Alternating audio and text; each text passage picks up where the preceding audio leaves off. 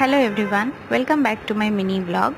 আজকে আমি তোমাদের জন্য নিয়ে এসেছি একটা খুব সিম্পল রেসিপি, পালক পনিরের। তো পালক পনির সবাই মোটামুটি খেতে খুব ভালোবাসেও, তাই আজকে ভাবলাম পালক পনিরের রেসিপিটা শেয়ার করি। তো ফার্স্টেই পনিরগুলোকে হালকা করে ভেজে নিয়ে পালং শাকটাকে ভালো করে পেস্ট করে নিয়ে এখানে আমি একটুখানি রসুন, সাদা জিরে আর পালং শাকটা একসাথে ভেজে নিচ্ছি।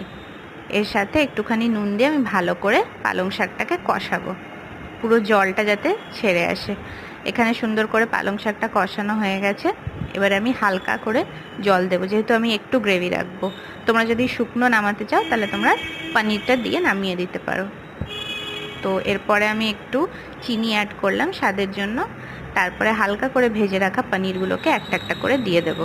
তোমরা চাইলে কিন্তু কাঁচা পনিরটাকেও দিয়ে দিতে পারো, খেতে কিন্তু একই টেস্ট লাগবে। ব্যাস হয়ে গেল আমার পালক পনির। তো তোমরা এটাকে চটজলদি বানিয়ে